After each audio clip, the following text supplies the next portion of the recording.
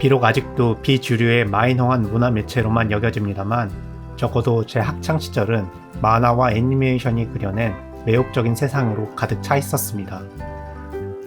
당시 저는 일본과의 대중문화 개방에 대해선 전혀 알지도 못했지만 이미 제 세상에선 일본에서 온 수많은 만화와 애니메이션이 케이블 채널과 비디오 가게, 만화방을 가득 메우고 있었고 그들이 보여준 세상은 자연스럽게 저와 제 친구들의 세상이 됐습니다.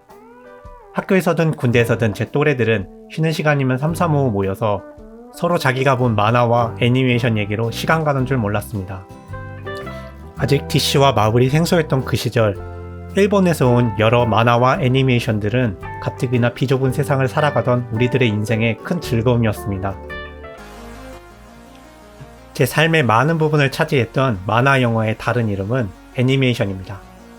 애니메이션.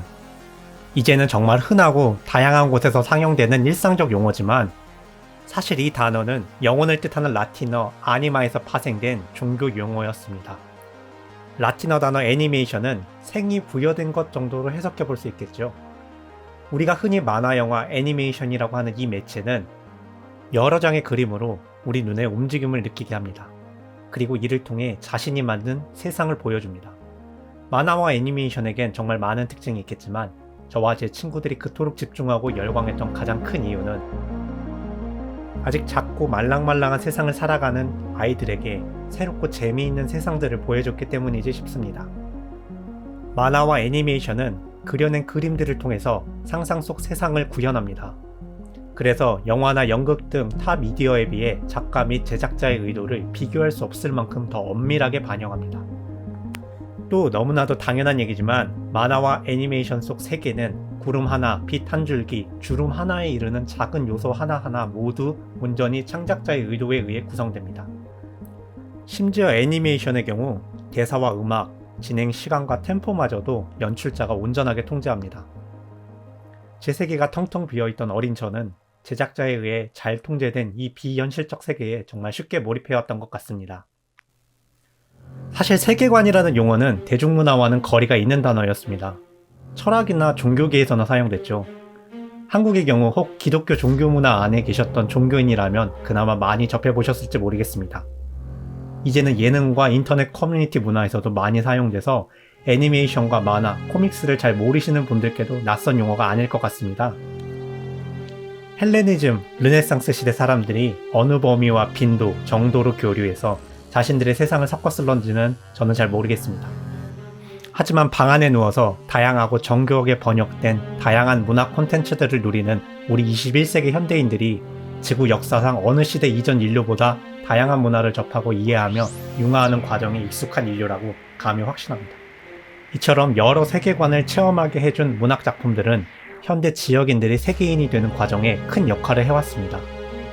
그래서 이제는 문학성을 논함에 있어서도 작품의 독특한 세계관을 통해서 보편적인 메시지를 얼마나 잘 표현하는지가 중요한 가치 요소로 자리 잡았습니다.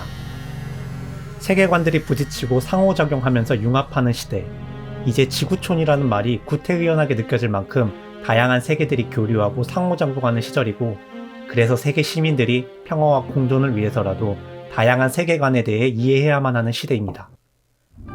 그 엉큼한 의도에 어찌됐든 과학혁명과 제국주의의 근대부터 여러 세계관을 이해하기 위한 노력이 계속되어 왔습니다.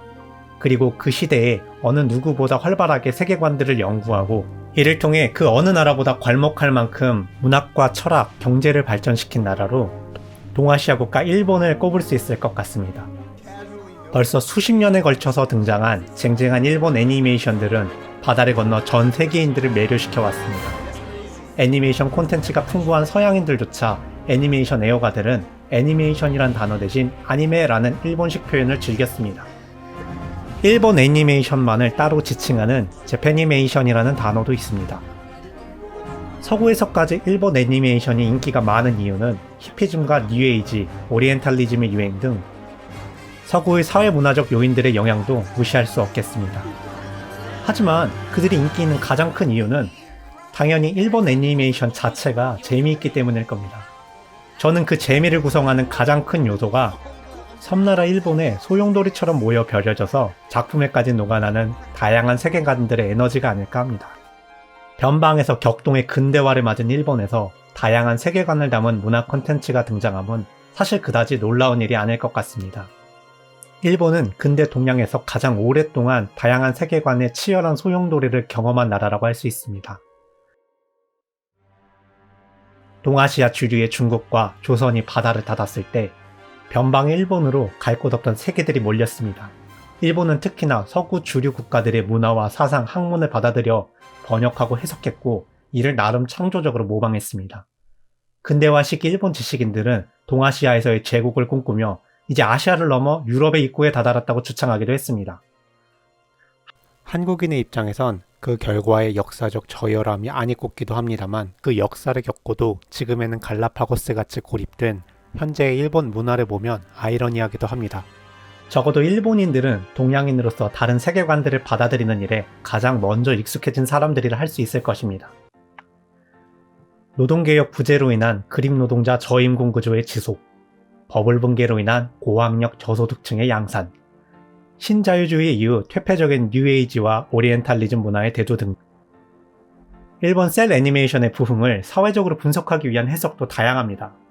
하지만 거의 평생을 일본 애니메이션을 보며 자라온 제게 일본 애니메이션의 다양한 세계관들이 뿜어내는 매력보다 그 재미를 더 설득력 있게 설명해내지 못할 것 같습니다. 약간의 비약일 수 있지만 적어도 일본 소년 만화와 애니메이션에 푹 빠져 살았던 제 세대에겐 아이러니하게도 섬나라의 일본 애니메이션은 다양한 세계를 접하고 세계관이라는 단어를 익숙하게 해줬습니다. 이제 역사가 되어버린 작품들을 만들어낸 애니메이션 스튜디오 지브리와 미야자키 하야오 감독 또한 이 토양에서 자란 나무겠지요. 일본의 애니메이션 감독 미야자키 하야오. 일본과 애니메이션이라는 단어만으로도 충분히 복잡하지만 그는 그 이외에도 규정하고 정리하기 힘든 요소들이 뭉쳐있는 아주 복잡한 사람입니다. 각자만의 우주를 살아가는 우리 모두가 그렇단 말이죠. 그래서 저는 그를 그냥 모던의 모순과 역설이 응집된 사람이라고만 어물쩡 정리하고 넘어가 버리려고 합니다. 미야자키 감독은 근대국가 일본에서 태어나서 자란 사람으로 그의 작품에도 당연히 그의 조국이 녹아있을 겁니다. 그는 군국주의 일본의 힘과 패망한 일본을 모두 경험했습니다. 또 조국이 도시화로 이른 세계 최고 수준의 경제대국을 지나 도시화가 만든 버블의 붕괴로 휘청이는 모습도 지켜봤습니다. 근대 서구를 모사해 이룬 일본의 황금 시기를 살아서인지 그의 많은 작품들도 그 근대 유럽의 모습을 배경으로 합니다. 하지만 일본의 근대 전체주의적 폭력에 시달리고 지쳤기 때문일까요? 그의 시선에는 공존을 기도하면서 순환과 소통을 향수하는 치열한 생명에 대한 긍정이 스며 있습니다. 그리고 그의 많은 작품엔 그의 젊음에 유행했던 환경과 여성주의 운동의 감추지 않은 흔적들도 보입니다. 발전과 이성의 신을 외치던 근대의 문법을 비틀며 자본 안에서 작품으로 남아 그 폭력을 거부해온 그는 기계 문명이 얼마나 많은 폭력을 낳았고 또 얼마나 많은 파괴를 일삼았는지 고발하고 싶은 것 같습니다. 그런데 모순되게도 그는 날개 없는 인간이 하늘을 누비게 하는 이성적 의지에 대한 동경을 도저히 거두질 못합니다. 제게 그는 항상 안경 너머로 비행을 동경하는 소년으로 보입니다. 투박한 스팀펑크 문법으로 에둘러 표현하지만 그의 작품에 등장하는 전차와 전투기, 체펠린, 전함을 비롯한 기계들에 대한 동경 어린 묘사에는 진지하고 순수한 소년의 열정이 느껴집니다. 따뜻하고 풍만한 이미지가 생각나는 지브리 스튜디오에 지브리라는 단어조차 얼마나 모순적인 단어인지 모릅니다. 사하라 사막의 열풍을 뜻하는 기블리라는 단어는 2차 세계대전 추축국이었던 파시즘 이탈리아의 정찰기 이름이 됐습니다. 그리고 그 기블리가 지브리 스튜디오의 이름이 됐습니다. 지브리의 작품들은 소녀와 소년을 통해 생명과 공존에 대해 말하며 우리에게 기계 문명과 욕망, 폭력에 대해 다시 한번 생각하게 합니다. 지브리, 정작 그 이름은 폭력적 파시즘에 물든 추축국 군용기에서 왔습니다. 저는 매번 지브리 영화의 시작에서 트롤인 토토로와 함께 이 전투기의 이름이 등장하는 인트로를 볼 때마다 형언하기 힘든 기괴한 감정을 느낍니다. 사실 제게 지브리의 작품들은 다 기괴했습니다. 그림체에 속아 아동용이라고만 생각하고 봤던 많은 작품에는 매캐한 채와 거친 먼지가 날렸고 날카로운 불꽃이 튀고 유혈이 낭자하기도 합니다. 그런데 그 장면 안에 따뜻하고 풍성한 셀 애니메이션 그림체로 생명의 메시지를 끈질기게 녹여내는 고집도 담고 있습니다. 몇 번이나 은퇴하고도 이를 반복하며 작품을 만드는 소심쟁이. 단발머리 소녀들의 이야기를 고집하면서 전투기와 하늘을 사랑하는 소년. 이 모순덩어리 백발의 늙은이가 제가 좋아하는 미야자키 하야오입니다. 지브리의 작품들을 몇 개의 요소로 다 꿰어내려는 욕심은 지브리가 가장 싫어하는 방식의 폭력이라고 생각합니다. 그래서 이제 다양한 세계관이 엮이며 벌어지는 모순과 역설의 드라마를 그저 순간순간의 물결이 주는 감탄에만 따라서 이끄는 대로만 떠내려가듯 헤엄쳐가 보려 합니다. 제 영상은 해석이나 분석 같은 거창한 것이 아닙니다. 그저 함께 감동하고픈 하나의 시도일 뿐입니다. 여러분과 함께 조타수 없는 이 항해를 오래 이어갔으면 좋겠습니다.